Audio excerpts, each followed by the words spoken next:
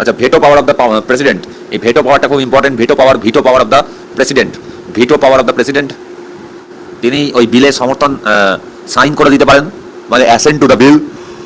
2 number, he may withhold his assent to the bill, তিনি বিলটাকে কিছুদিন উইথহোল্ড করে রেখে দিতে পারেন, তিনি বিলটাকে কিছুদিন উইথহোল্ড করে রেখে দিতে পারেন।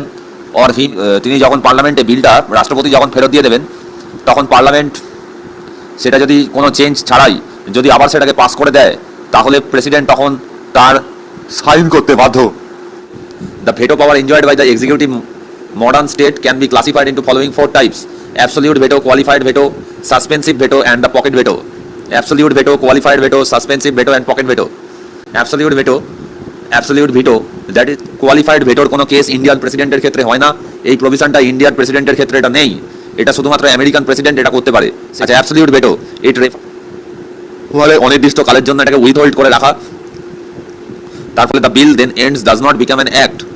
Usually this veto is exercised the following 2 cases: with respect to the private member's bill, private member bill মানে member of parliament who is not minister, with respect যখন ক্যাবিনেট রিজাইন করবে তখন যদি কোনো বিলটাকে যদি আটকে রাখা হয়, তখন সেটা অ্যাবসলিউট ভেটো হয়ে যাবে, অর্থাৎ গভর্নমেন্ট রিজাইন করার সময় অ্যাবসলিউট ভেটো প্রয়োগ করা হয়।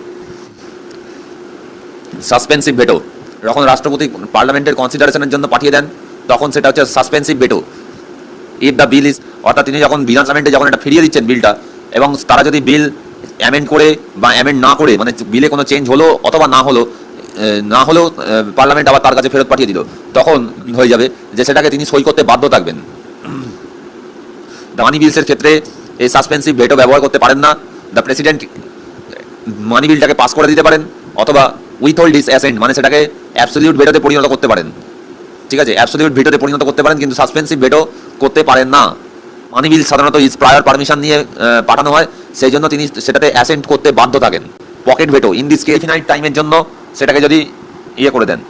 পকেট ভেটোতে ইন্ডিয়ান কনটেক্সটে কোনো টাইম বাউন্ড নেই, তিনি যতদিন ইচ্ছে ঝুলিয়ে রাখতে পারেন, কিন্তু ইউএস এর কনটেক্সটে তিনি 10 দিনের মধ্যে এটা রিকনসিডারেশন করতে বাধ্য হন। জ্ঞানী জয়েল সিং 1986 সালে যে পোস্ট অফিস বিল ছিল, অ্যামেন্ডমেন্ট বিল, সেটাকে দীর্ঘদিন এরকম ঝুলিয়ে রেখে দিয়েছিলেন এবং রাজীব গান্ধী পাস করতে পারছিলেন না এই বিলটা। 1986 সালে Joel Singh exercise the pocket veto with respect to the Indian post office. Constitution amendment বিলের ক্ষেত্রে রাষ্ট্রপতির কোনো ভেটো পাওয়ার নেই। যদি কোনো বিল যদি কনস্টিটিউশনাল অ্যামেন্ডমেন্ট বিল হয়, তাহলে তার 24th কনস্টিটিউশনাল অ্যামেন্ডমেন্ট অনুযায়ী 1971 24th কনস্টিটিউশনাল অ্যামেন্ডমেন্ট 1971 বলছে যে president must accent to the constitutional amendment bill. Constitutional amendment bill তাকে পাস করাতেই হবে, এটা 24th কনস্টিটিউশনাল অ্যামেন্ডমেন্ট 1971 এটা বলেছে। The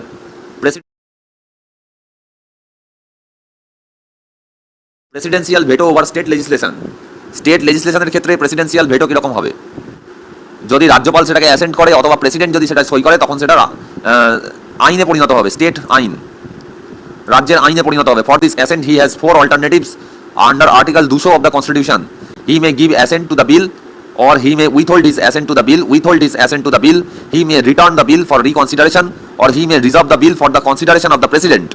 Then he may direct the governor to return the bill for the reconsideration of the state legislature if the bill is passed again by the state legislature with or without amendments presented again to the president. For his assent, the president is not bound to give his assent to the bill. State legislature যদি এটাকে আবার ফিরিয়ে দেয় amendment করে বা amendment ছাড়াই, তারপরেও president বাধ্য নয় যে বিলটাকে সই করতেই হবে। যেটা পার্লামেন্টের ক্ষেত্রে ছিল, প্রেসিডেন্ট বাধ্য ছিল সই করতে, কিন্তু স্টেট লেজিসলেশনের ক্ষেত্রে কিন্তু প্রেসিডেন্ট বাধ্য নয়। স্টেট লেজিসলেচার ভেটো পাওয়ারের ঊর্ধ্বে নয়, ভেটো পাওয়ারটাকে ওভাররাইড করতে পারে না। Hence the president can exercise pocket veto in respect of state legislation also. Pocket veto in respect of state legislation also.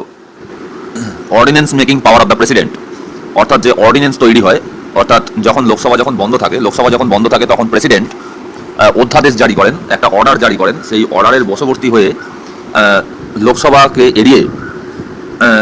এড়িয়ে মন্ত্রীগোষ্ঠী বা মন্ত্রিসভা তারা কোনো নিয়ম বা অর্ডার জারি করতে পারে, তো সেটাকেই বলা হয় অর্ডিন্যান্স। যখন লোকসভা বন্ধ থাকে, তখন রাষ্ট্রপতি, বকলমে রাষ্ট্রপতি, অ্যাকচুয়ালি এটা কেন্দ্রীয় মন্ত্রিসভাই করে, কোনো একটা অর্ডার জারি করে দিল, নিয়ম জারি করে দিল, কিন্তু লোকসভা বন্ধ রয়েছে। আমরা জানি যে কোনো নিয়ম জারি করতে গেলে লোকসভাকে এড়িয়ে চলা যায় না, লোকসভায় সেটা পাস করে তারপর করতে হয়, আইন তৈরি করতে হয়। কিন্তু কখনো কখনো বিশেষ কারণের জন্য এই রকমটা করতে হয় এবং সেই সময় তখন অর্ডিন্যান্স জারি করতে হয়। তো এই তো এই যে অর্ডিন্যান্স জারি করা, এই অর্ডিন্যান্স জারি করাটা রাষ্ট্রপতি করতে পারে 123 নম্বর আর্টিকেলের মাধ্যমে করতে পারে পার্লামেন্ট। 123 নম্বর আর্টিকেলের বশবর্তী হয়ে ধারার জন্যই এই অর্ডিন্যান্স জারি করা যেতে পারে। তাহলে অর্ডিন্যান্সের আর্টিকেল 123, যে অর্ডিন্যান্স মেকিংয়ের কতগুলো ব্যাপার বৈশিষ্ট্য এখানে দেখা যাক। যেমন রাষ্ট্রপতি কখন অর্ডিন্যান্স জারি করতে পারে, যখন দুটো হাউস যখন সেশনে থাকবে না, সেই সময়তেই কেবলমাত্র অর্ডিন্যান্স জারি করা যাবে।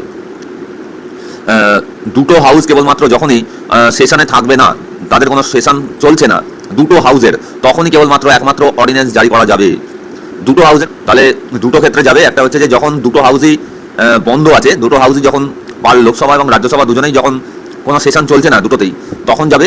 অথবা যে কোনো একটা হাউসে সেশন চলছে আর একটা হাউসে সেশন চলছে না, সেই সময়তেও যাবে। কারণ রুল পাস করতে গেলে দুটো হাউসেরই দরকার পড়ে, দুটো হাউসেই পাস হয়ে আসতে হবে। তো সেই ক্ষেত্রে অর্ডিন্যান্স করা যাবে, কিন্তু দুটো হাউসে যদি সেশনে থাকে তখন কিন্তু অর্ডিন্যান্স জারি হবে না।